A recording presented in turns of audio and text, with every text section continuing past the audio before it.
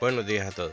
Dije que iba a ponerlo todo en un solo vídeo. Realmente voy a dividirlo en 3 y lo que voy a hacer es ponerlos todos en el mismo día. Este primer vídeo va a ser la parte de teoría. Voy a intentar ir lo más rápido posible. El segundo tratará sobre la fase de diseño y el tercero sobre el código. Entonces vamos a pasar directamente a la parte de teoría. Intentaré terminar lo antes posible. He preparado este pequeño form. Es el form, un panel y un botón. No os preocupéis con todo lo que os voy explicando porque luego a lo largo del curso seguirá aumentando. Lo que quiero que os fijéis ahora es en el código. Si os dais cuenta, he comentado todas las partes del código. Tenemos el unit, que es la unidad, que es el nombre de la unidad, en este caso unit 31.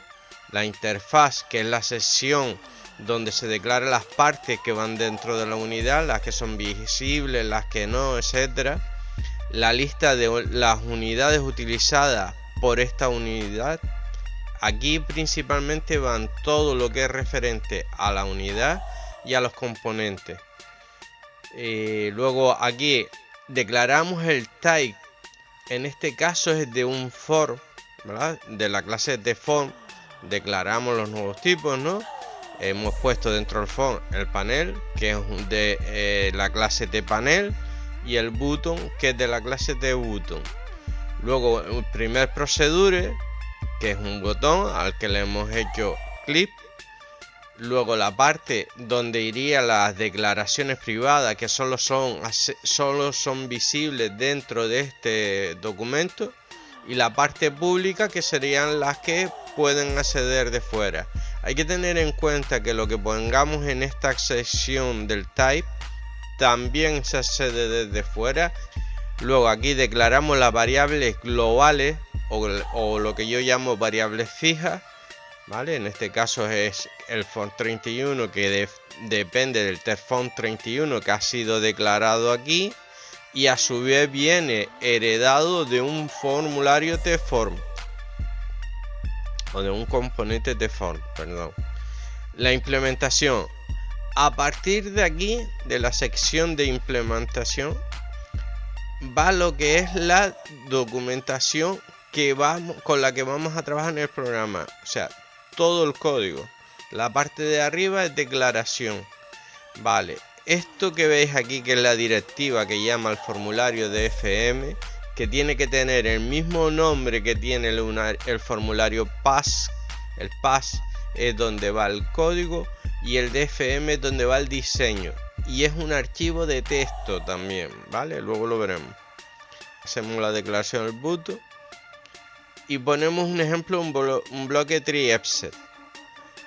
El TreeExec se utiliza para manejar excepciones, o sea, si hay un error, hay algún problema durante la ejecución de un código, nos va a saltar a la parte de la excepción, ¿vale?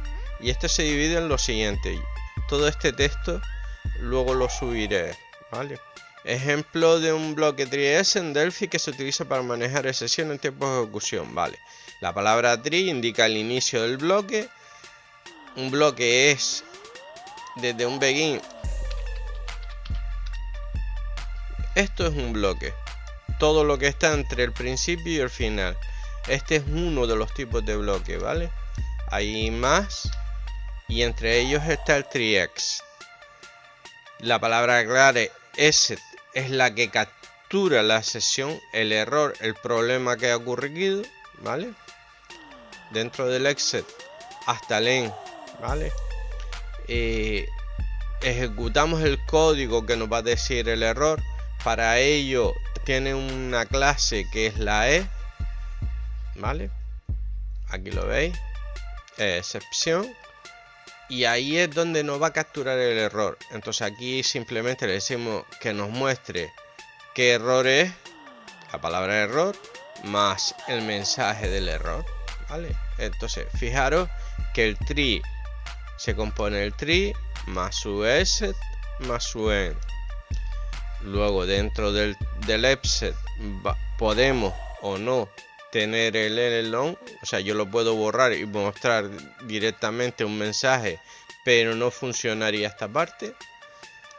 Y luego, si os dais cuenta, he metido dentro un bloque. Aquí quiere decir que todo lo que escriba dentro de este bloque se va a ir ejecutando dentro de la sección.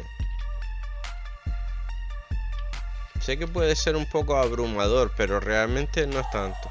Ahora vamos a ver bastante teoría lo más rápido posible. La he apuntado todo para poder leerla y que así sea más fácil. Las funciones y los procedures. Hay dos tipos de subrutines, las que estamos hablando. La principal diferencia es que la función devuelve siempre un valor. El procedure no tiene por qué devolverlo. De hecho, directamente no puede devolverlo, pero sí puede devolverlo a través de variables. Entonces aquí os pongo un ejemplo. Calculamos el área del círculo, donde ponemos un valor real. Esto es un tipo de valor, ¿vale? Y devolvemos otro valor real. Y él hace el cálculo y mediante la cláusula result nos devuelve ese valor. O sea, el result este nos devuelve este apartado. Esto, si nosotros quisiéramos recoger ese cálculo, pondríamos área, dos puntos igual, pondríamos área círculo. Bueno, para que quede claro, esto sería v de a mayúscula, variable double, que es un valor real, área, que es el nombre de la variable. Ya esto lo explicaremos un poquito más adelante. Y pondríamos 18,5 punto y coma. Así llamaríamos a la función, ¿vale? Y esto nos devolvería el área del círculo de este círculo. Nos lo devolvería ¿a dónde? A la variable v de área. Y aquí vemos un procedure. El procedure es lo que más vamos a ver normalmente, ¿vale? Porque cualquier botón, un clic en un panel, cualquier cosa de esa es un procedure. Entonces, dentro del procedure se meten una serie de parámetros. Y esos parámetros, igual que en la función, son lo que va a hacer que se ejecute. Aquí simplemente es que ponemos un mensaje y él nos devuelve directamente el mensaje ya con un solo mensaje. Luego los tipos de comentarios. Tipos de comentarios hay varios, pero vamos a ver los principales. Cuando son líneas sueltas utilizamos las dos líneas, las dos diagonales. Cuando vamos a utilizar comentarios de bloque, un comentario de bloque sería ¿vale? Lo vamos a ver mejor aquí, porque aquí ahora os explicaré una cosa. Aquí tenéis el comentario de bloque, empieza aquí y termina aquí. Si yo quito esta llave, ¿veis cómo cambió? Entonces este código se ejecutaría. Realmente no daría un error incluso en compilación, porque hemos dicho que el fin de la unidad es este. Entonces vamos a volver a ponerlo. Vale. Se cambia de color y esto es un comentario. Esto es algo que el ordenador a la hora de compilar no lo va a tener en cuenta. Aquí, ¿cuál es el problema? Yo abro una llave aquí, abro otra llave aquí, cierro una llave aquí que es de esta, pero yo no puedo cerrar la llave ahora aquí porque el fin del comentario es la primera llave, ¿vale? Lo mismo pasa si lo hago con el paréntesis y el asterisco, que se cierra con asterisco y paréntesis. O sea, abro de una manera y cierro de otra. Entonces vale los dos tipos de comentarios. Si dentro del texto tenemos llave, tendremos que usar este es para comentario en grupo. Y para que lo veáis, vamos a cambiarlo. Perdón. Abro comentario y si os dais cuenta se cerró aquí, ¿vale? Porque luego abro un nuevo comentario y lo cierro aquí. Si tenéis dudas, ya sabéis, dejadlo en comentarios, ¿vale? Bien.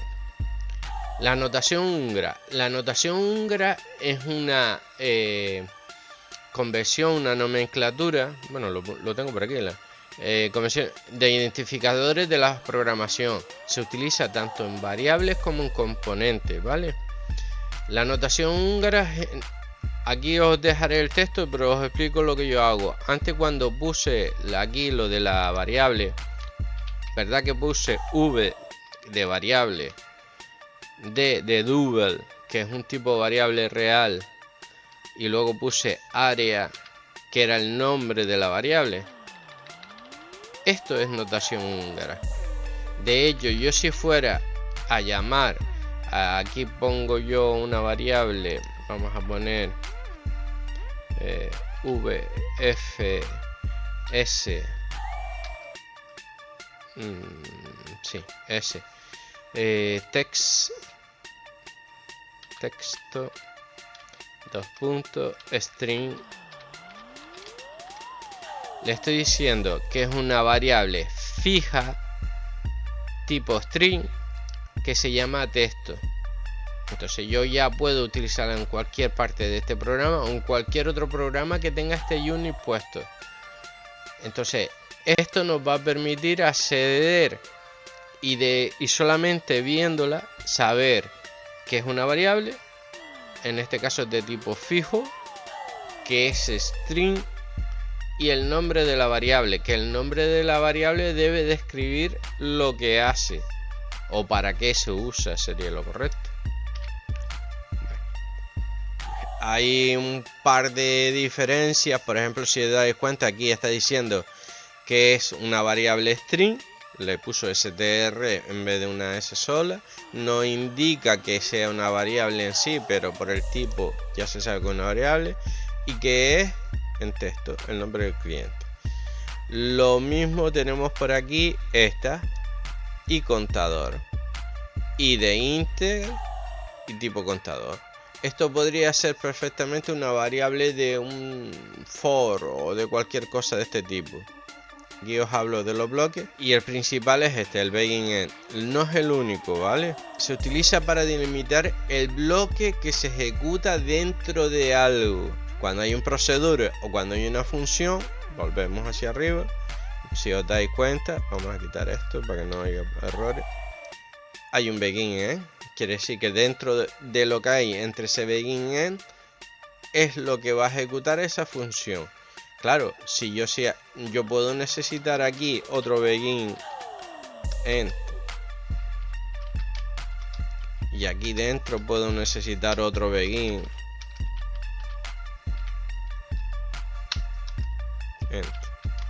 Esto quiere decir que este primer begin-end incluye todo esto. Este segundo begin-end incluiría, vamos a poner aquí código.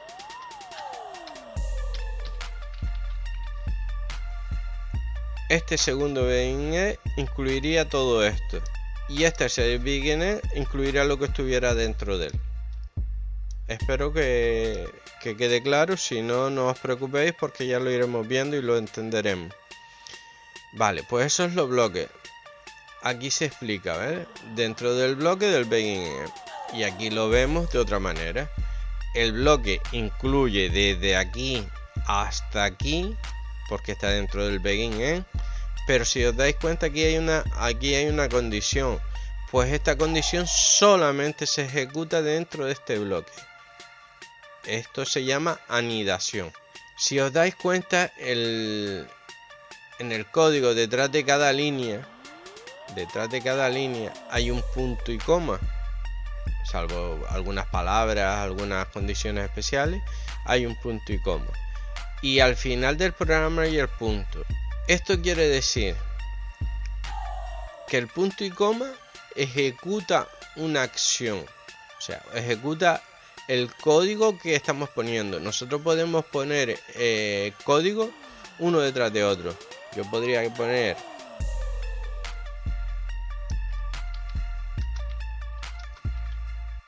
y nos repetiría 3 veces el mismo mensaje. Tendríamos que salir del primero, nos ejecutaría el segundo, cerráramos el segundo, ejecutaría el tercero. Y fijaros que cada uno está en una línea, pero eso no significa nada. Si yo lo pongo así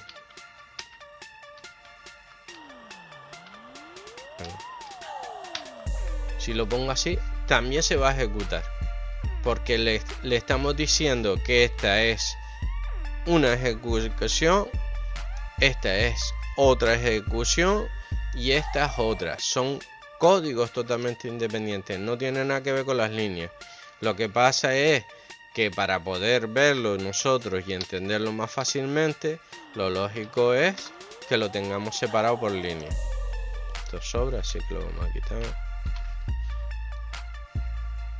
Y como os digo, el único end, que es el fin de la unidad, es el que empieza con la interfaz, es el que cierra y es el único que puede llevar un punto. Hay que ponérselo, si no lo ponemos va a dar error a la hora de compilar. Ahora vamos a dar estructura de control. Es con una de las cosas con las que más vamos a trabajar.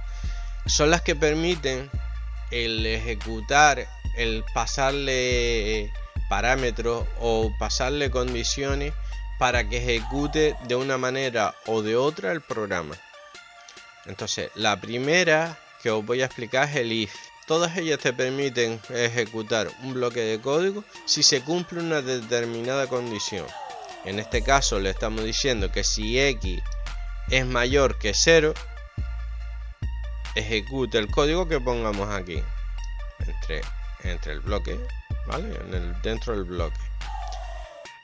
Cuidado, porque también podemos decir lo contrario a la vez. Si nosotros le decimos que si se cumple haga este y si no se cumple haga otra cosa, se hace de la siguiente manera. Aquí está. Si es mayor que 0 se ejecuta este, y con el else, si es menor que 0 se ejecutará este. Yo aquí lo tengo representado con los bloques, pero aquí lo tenéis sin los bloques, ¿vale? Aquí está directamente en un bloque. Aquí falta, perdón, esto, un punto y coma. Cuidado, fijaros que en este no lleva punto y coma, porque la sentencia no es if then, if then else. Entonces, para que pueda ejecutar la parte del else no podemos ponerle punto y coma. Bueno, para describirlo aquí os puse un comentario. Podréis describir el comportamiento de este código de la siguiente manera. Si x es mayor que 0, si x es mayor que 0, entonces que está aquí, ¿vale? Entonces ejecuta este trozo, Si no, que es lo que quiere decir ejecuta este trozo. Es lo que explico aquí, ¿vale? Vale, pasemos con el siguiente, el while. Explicándolo claramente, while es mientras x sea menor que 10, ejecuta este código. Vale, lo tenéis aquí explicado. Es mientras la condición, que es el apartado que va aquí, mientras esa condición se cumpla, vamos a hacer lo que esté dentro del bloque de código. La siguiente es el for. Vale, el for es un repetir, repite lo que mientras la condición se cumpla este código. Vale, eso es un for. Claro, aquí le estamos diciendo que repita del 1 al 10. Y si quisiéramos del 10 al 9, pues en vez de poner to, pondríamos doutum. Lo haría al revés. El case es un if, pero múltiple. Básicamente es eso. Y eso se describiría como un según. ¿Vale? Según la condición de 1, hago este código. Si según la condición es 2, hago este código. Y si no, que lo tenéis aquí, hago este código. Entonces, la estructura es esta. La condición se pone aquí. Y aquí miramos los diferentes valores que puede tener esa condición. Normalmente el case se utiliza para valores integer, pero podemos utilizarlo con un poquito de código para valores de texto. Los tipos de componentes. Los componentes son muchísimos, ¿vale? Hay una variedad inmensa de componentes, pero vamos a dividir los principales grupos que yo creo los considero así. Están los componentes contenedores. Un segundito. El font, o sea, en donde vamos a diseñar, eso es un contenedor, ¿vale? Es un contenedor porque podemos arrastrar otros componentes dentro de él. Yo puedo coger ahora esto y ponerlo aquí, y está dentro del contenedor form, vale. Y si en vez de arrastrarlo ahí, lo arrastro aquí, está dentro del componente panel, que es otro contenedor. ¿Qué pasa? Que panel a la vez está contenido dentro del form, ¿vale? Igual que este botón. Yo así puedo hacer con todos los componentes, vale. Vamos a pasarnos aquí. Vale, tenemos los forms, los panel, los growth box, los scroll box, los frames, que los frames son delicados, hay que tener cuidado, y hay más, ¿vale? Luego los de base de datos. Los de base de datos son los que van a trabajar con datos de una tabla directamente o con la propia base de datos. Y hay componentes que nos permiten trabajar con varias tablas a la vez. Principalmente todos aquellos que son por SQL. Entonces, aquí os dejo la descripción, ¿vale? Hay muchísimos. Esto nada más que esto es nada comparado con todos los que existen. Luego los componentes de diálogo. Los componentes de diálogo son componentes que nos permiten interactuar de una manera más amigable o más costumbrista que lo que solemos hacer, ¿vale? Por ejemplo, el show mensaje pertenece a los diálogos, ¿vale? Y hay muchísimos. O sea, el Open Diálogo es simplemente para abrir y recoger un documento, o sea, picar en el documento, lo hemos visto 1000 veces. Luego los componentes del sistema son los que trabajan directamente con el sistema, o sea, se conectan con ciertos apartados del sistema. Un componente que controle el volumen del equipo, pues es un componente del sistema. Un componente que controle con una cámara es un componente del sistema. Un componente que averigüe las instrucciones de nuestro procesador es un componente del sistema. Entonces, esos son los componentes del sistema. Luego hay muchos más tipos. Todos deben tener una funcionalidad o deben ser de calidad visual, o sea, componentes que nos permitan mejorar visualmente nuestras interfaces. Luego los hay que son de los dos tipos, que tienen una funcionalidad que la mejora y que además tiene calidad gráfica. Como veis, voy bastante rápido. Bueno, luego aquí os dejo una descripción de lo que es Delphi, ¿vale? Es un lenguaje múltiple, te permite hacer aplicaciones de consola, aplicaciones de servidor, aplicaciones monopuestos, trabaja con Linux, con Mac, etcétera. No todas las versiones de Delphi, eso sí es verdad. Y bueno, es un entorno de desarrollo gráfico. ¿A qué me refiero? A esto. O sea, yo simplemente, si quiero un panel nuevo, trinco aquí, lo pongo aquí y ya tengo un panel nuevo. Así de claro. Y ante la pregunta de si un contenedor puede tener otros contenedores dentro de él, pues mirad, dentro de este meto este. Ahora hago este contenedor, por mucho que yo lo arrastre fuera, no va a salirse de este contenedor. Pues como veis, los componentes se forman así. Hay costumbres que hay que adquirir a la hora de programar. Todo eso lo veremos en la parte de diseño y de código. Ahora simplemente quedaros con la idea. Vamos a volver esto a una posición más normalita. Vamos a ver. Bueno, estos son los apuntes que os puse para esto. Ahora tenéis que entender una cosa muy importante de los componentes. Delphi es un lenguaje de programación de objetos, ¿vale? Entonces, cada componente es un objeto, y un objeto en la vida real tiene características que serían las propiedades, lo que tenemos aquí en propiedades dentro del objeto. Fijaros que aquí pone objeto, tenemos propiedades y estas son las propiedades, y luego tiene una serie de acciones o reacciones que serían los eventos, vale. Para que os hagáis una idea, imaginaros un coche, vale. El primer componente de un coche es el chasis. Ese sería su componente contenedor.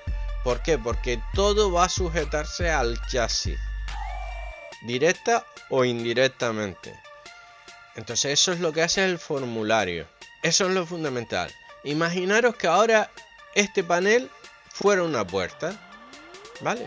Es el marco de la puerta. El marco es el contenedor dentro de la puerta. Él tiene sus propiedades, ¿vale? Pero luego vamos a poner el tapizado. Aquí lo tenéis. Y vamos a ponerle la ventana. Aquí la tenéis. Vamos a ponerle la manecilla. Aquí está. Y así sucesivamente. Esto es lo que es el componente contenedor. Y tiene sus propiedades. Luego dijimos que aquí era el tapizado. Pues el tapizado tiene sus propiedades. Tendrá sus acciones o no, etcétera. Imaginaros que aquí dijimos que la manecilla para abrir la puerta.